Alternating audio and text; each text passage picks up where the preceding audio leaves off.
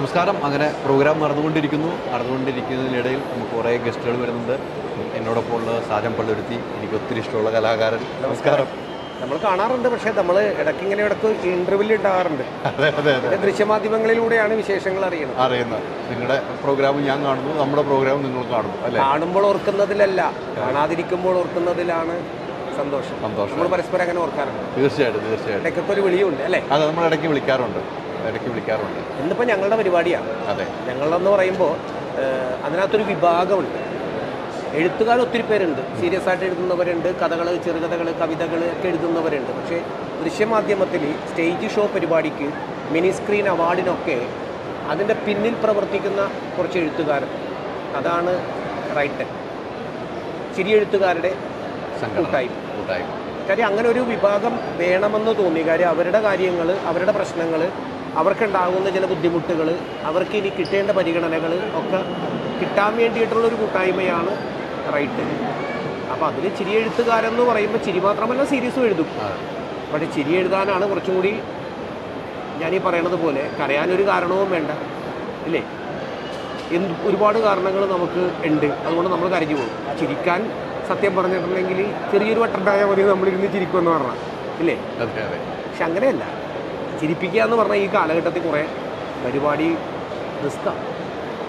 ആ റിസ്ക് ഏറ്റെടുക്കുന്ന കലാകാരന്മാർ ഒത്തിരിയാണ് അല്ലേ? ഇവരറിയപ്പെടുന്നില്ല. ഞാൻ പറയാം, എഴുതുന്ന കൂട്ടത്തിലുള്ള ഒരാളാണ് ഞാൻ ദൃശ്യത്തിലുമുണ്ട്, ഞാൻ എൻ്റെ അരങ്ങിലും ഉണ്ട്, അണിയറയിലും ഉണ്ട്. ചില ആളുകൾ എഴുത്തു മാത്രമേ ഉള്ളൂ, അവർ അരങ്ങിലേക്ക് വരാറില്ല. ഇപ്പോൾ പണ്ടത്തെ സംവിധായകർ അല്ലെങ്കിൽ എഴുത്തുകാരി, തിരക്കഥാകൃത്തുക്കൾ ആരാണെന്ന് പോലും നമുക്കറിയില്ല. പേരെഴുതുമ്പോൾ ഒരാളെ കാണും. പക്ഷേ ഇന്നത്തെ സംവിധായകരോ അല്ലെങ്കിൽ പിന്നിൽ പ്രവർത്തിക്കുന്നവരെയൊക്കെ പുതിയ തലമുറയ്ക്ക് എല്ലാവർക്കും അറിയാം. കാരണം അവർ അഭിനയിക്കുന്നുണ്ട്, അവരുടെ ഫോട്ടോ നമ്മൾ കാണുന്നുണ്ട്. പണ്ടുള്ളവരുടെയൊന്നും ചിത്രങ്ങൾ നമ്മൾ കണ്ടിട്ടില്ല ഇല്ലേ? ഇപ്പം ആരുടെ അതിന് മുമ്പുള്ള സംവിധായകരെയൊക്കെ ഒന്ന് നോക്ക്, ചിലപ്പോൾ മുമ്പിൽ കൊണ്ട് നിർത്തുമ്പോഴായിരിക്കും ഇദ്ദേഹം ഒത്തിരി സിനിമകൾ ചെയ്ത ആളാണെന്ന് നമ്മൾ അറിയണത്. കാര്യം അവരുടെ ഒരു ഫോട്ടോ പോലും പോസ്റ്ററിലില്ല. ഇന്ന് നമുക്ക് എല്ലാവർക്കും അറിയാം അത്രത്തോളം വളർന്നു ഈ ദൃശ്യമാണ്. 100% ശരിയാണ്. നമ്മളിപ്പോൾ ഇപ്പോൾ ഈ പറഞ്ഞ പുതുതലമുറ അഭിനയിക്കുകയും കൂടെ ചെയ്യണം. അവർ സ്ക്രിപ്റ്റ് എഴുതി അവർക്കൊരു വേഷങ്ങളുണ്ട്. അങ്ങനെ അതിപ്പോൾ പണ്ടത്തെ പാട്ടുകാരിൽ ആരെങ്കിലും ഈ പാട്ട് പുസ്തകത്തിൽ നോക്കിയാണ് അവരുടെ പിക്ചറുകൾ നമ്മൾ മനസ്സിലാക്കണം. അതെ അതെ ഇല്ലേ? നിങ്ങൾ ആവശ്യപ്പെട്ട ചലച്ചിത്ര ഗാനങ്ങളെന്നും പറഞ്ഞ് ഒരു സംഭവം ഉണ്ടായിരുന്നു. അതിൽ നോക്കിയാണ് നമ്മൾ ആരാണ് പാടിയത്, ഏത് പിക്ചറാണ്. ഇപ്പം അതൊന്നും വേണ്ട. അവർ ആൽബങ്ങളിൽ വരുന്നു, അവർ ഇൻ്റർവ്യൂ ചെയ്യുന്നു, അവരെ നമുക്ക് പലപ്പോഴും പല സ്ഥലങ്ങളിലും പേരെടുത്തറിയാൻ പറ്റും, പല ഷോകളിൽ ചെല്ലുമ്പോൾ നമുക്ക് കാണാൻ പറ്റും. പക്ഷേ ഈ എഴുത്തുകാരുടെ സംഘടനയുടെ പിന്നിൽ പ്രവർത്തിച്ച കൂട്ടായ്മയെ പലരും അറിയാതെ പോകും. അവർക്ക് എഴുത്ത് മാത്രം ഇൻട്രസ്റ്റ് ഉള്ളത് കൊണ്ടാണ്. പക്ഷെ ഞാനതിനോട് എതിരാണ്. എഴുത്ത് മാത്രം പോരാ, അതിൻ്റെ മുന്നിലും കൂടി നമ്മൾ വരണം. ഈ ഒരു ആശയം വലുതാണ്. സാഞ്ചേട്ടൻ പറയുന്ന ആശയം വലുതാണ്.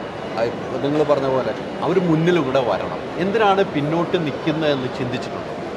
അല്ല, പിന്നോട്ട് നിൽക്കുന്നതെന്നല്ല, നമ്മൾ എഴുതി പോകുന്ന പല സാധനങ്ങൾ ഒന്ന് അനൗൺസ്മെൻറ്റ് ചെയ്യാനെങ്കിലും അല്ലെങ്കിൽ എഴുതി കാണിക്കാനെങ്കിലും ഈ സ്കിറ്റ്, ഇപ്പോൾ 10 സ്കിറ്റൊക്കെ ഒരു അവാർഡ് നൈറ്റിന് വേണം.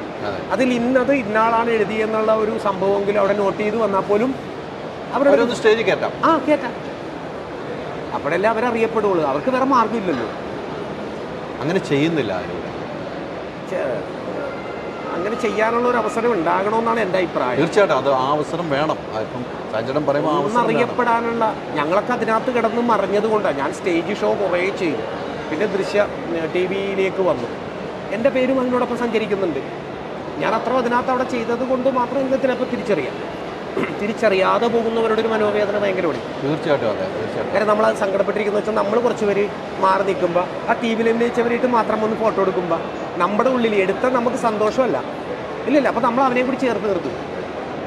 അടുത്ത് ഇയാളും എഴുത്തുകാരനാണോ നമ്മുടെ കൂടെയുള്ളതാണ്. അതെന്താണ് അങ്ങനെ പരിചയപ്പെടുത്തേണ്ടി വന്നതെന്ന് പറഞ്ഞാൽ ഇതൊരു പോരായ്മ തന്നെയാണ്. അല്ല, അങ്ങനെ ചേർത്ത് നിർത്തുന്നവരും കുറവാണ്.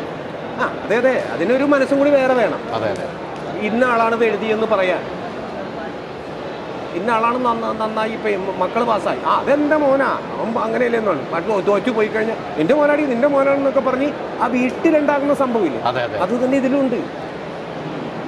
അത് ഏറ്റുപിടിക്കാൻ എനിക്ക് തോന്നുന്നു സിനിമയിൽ പോലും പറയുന്ന ചില നർമ്മങ്ങളൊക്കെ പലപ്പോഴും പല മിമിക്രിക്കാരുടെ സംഭാവനകളും ആ കൂട്ടായ്മയിലൂടെ കിട്ടുന്നുണ്ട്.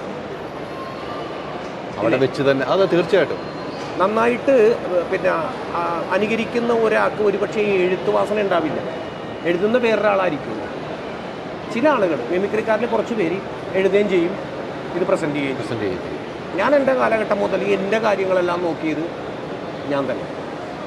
ഞാൻ എഴുതുക, ഞാൻ മറ്റൊന്നും ചിന്തിക്കാറ്. അത് ഓഡിയോ കാസറ്റ് 25 വർഷം ചെയ്തപ്പോഴും എൻ്റെ സ്ക്രിപ്റ്റുകളൊക്കെ ഞാൻ തന്നെ എങ്ങനെയെങ്കിലൊക്കെ എഴുതി കൂട്ടി ഞാൻ കൊണ്ടുവരും. അങ്ങനെ ചെയ്തിട്ടേ കാര്യമുള്ളൂ. ഒരു തിരിച്ചറിവ് അന്നേ ഉണ്ടായിരുന്നു. എനിക്ക് അല്ല, ആ വാസന എന്നിലുണ്ട്. എനിക്ക് എഴുത്തുകാരനാകണമെന്നായിരുന്നു മോഹം.